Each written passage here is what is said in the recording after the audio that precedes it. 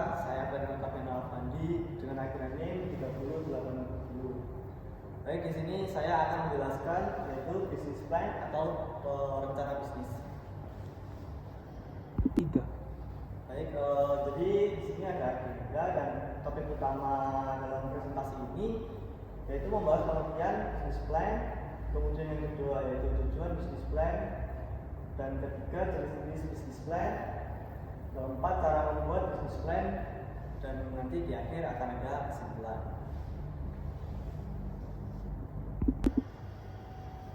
Yang pertama itu pengertian business plan.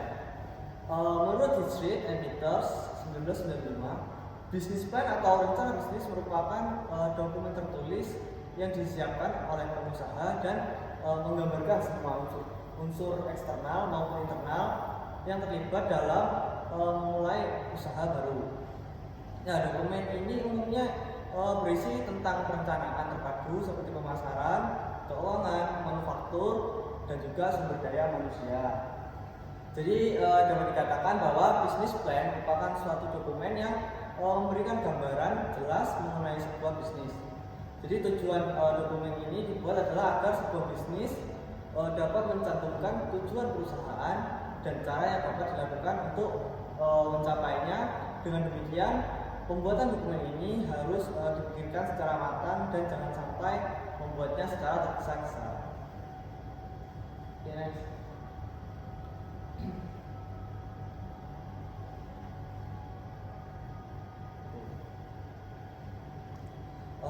Tujuan dibuatnya sebuah business plan. Sebelumnya tadi saya sudah jelaskan bahwa salah satu tujuan adanya business plan adalah untuk mencantumkan tujuan perusahaan dan langkah-langkah yang dapat dikerjakan untuk mencapai tujuan tersebut. Namun tujuan dibuatnya sebuah business plan itu tidak hanya itu saja. Jadi ada beberapa tujuan lain perusahaan membuat sebuah rencana bisnis.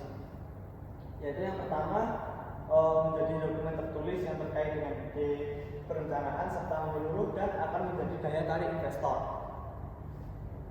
Kemudian yang kedua, lebih baik lagi mengenal struktur dan strategi perusahaan yang akan dijalankan. Yang ketiga, untuk mengetahui pencapaian-pencapaian yang terjadi dalam bisnis dan memperbaiki kegagalan. Yang kedua kita akan membahas yaitu tujuan dibuatnya business plan.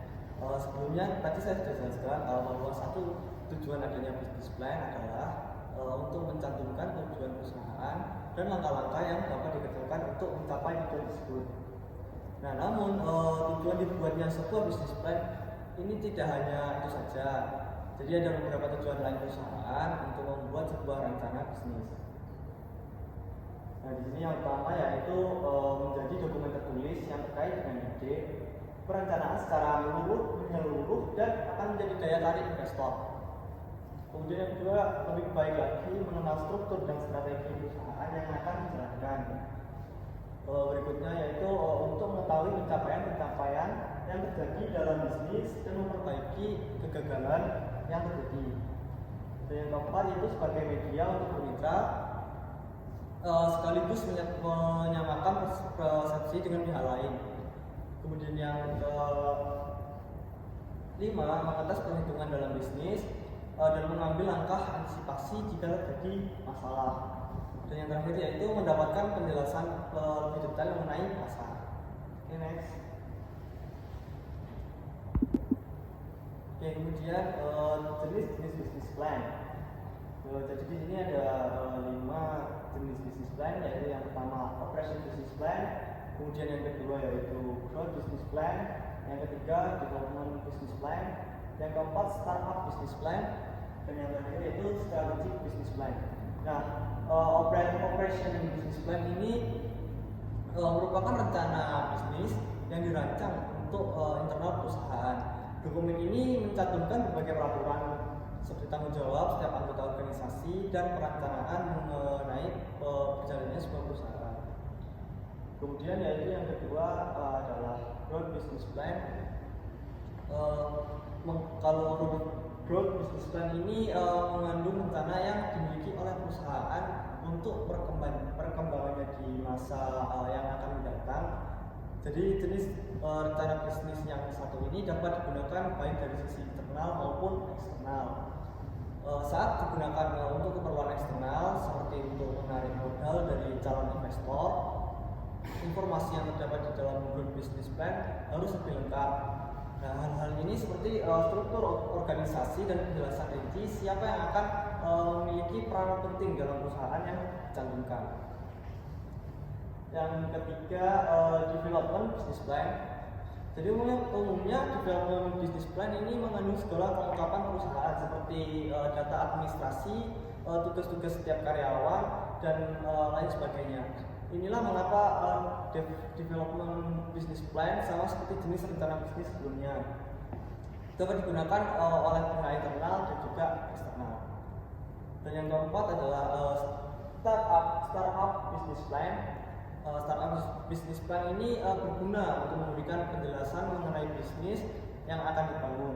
Biasanya jadi jenis rencana bisnis ini mengandung informasi seperti produk atau jasa yang akan ditawarkan, riset pasar dan kompetitor, faktor risiko, serta susunan tim pemasaran dan sistem manajemen.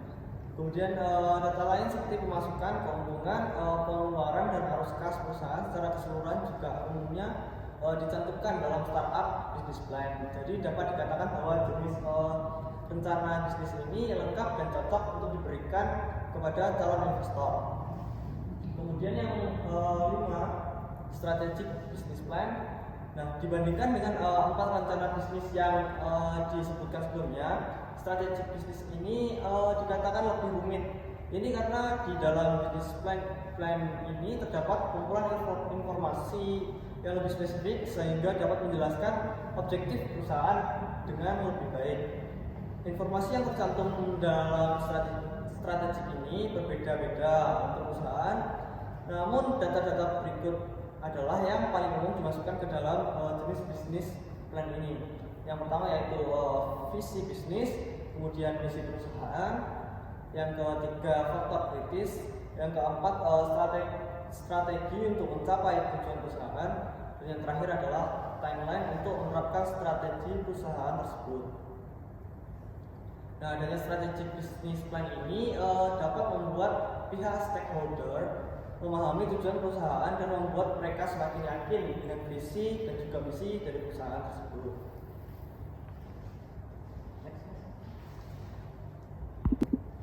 Nah, kemudian ada cara membuat business plan. Nah, setelah sebelumnya kita semua memahami berbagai hal tentang business plan dari pengertian hingga berbagai jenisnya, dan selanjutnya kita juga harus memahami bagaimana cara merancang rencana bisnis dengan baik. Nah, untuk membuat business plan ini terdapat 4 langkah utama untuk membuat perencanaan usaha dapat berjalan dengan lebih lancar. Yang pertama adalah market research. Jadi bisnis plan yang baik harus didasari oleh riset yang terperinci dan pastikan apakah sudah sesuai dengan target pasar atau calon pengguna. Nah, perlu diingat juga perilaku, hasrat, rasa keinginan dari konsumen itu dapat berubah kapan saja. Nah, tak hanya itu, riset pasar juga dibutuhkan dalam jangka panjang. Karena dengan melakukan hal mendasar ini dapat bisa mengetahui potensi maupun kondisi dari bisnis yang sedang dijalankan. Nah, perlu kita ketahui jika riset bisa memprediksi apakah peluang bisnis ini dapat bertahan untuk jangka waktu yang lama atau pendek.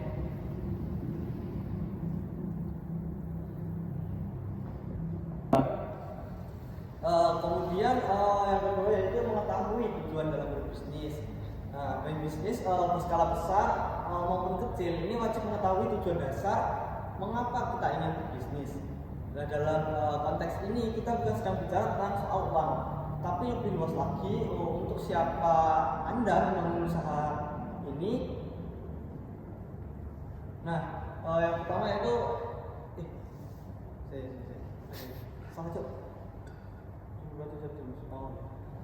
yang kedua yaitu untuk mengetahui tujuan dalam berbisnis. Nah, baik bisnis berskala besar maupun kecil wajib mengetahui tujuan dasar mengapa kita ingin berbisnis. Nah, dalam konteks ini kita bukan sedang bicara tentang soal uang, tapi lebih luas lagi untuk siapa Anda membangun usaha ini. Nah, berikut ini adalah beberapa tujuan dalam berbisnis. Yang pertama yaitu menjadi penyedia jasa atau barang untuk masyarakat. Kemudian yang kedua, membuka lapangan pekerjaan bagi orang-orang yang terlibat dalam bisnis. Yang ketiga, membantu pertumbuhan ekonomi negara secara umum. Dan yang terakhir yaitu menunjukkan eksistensi sebuah perusahaan dalam jangka panjang.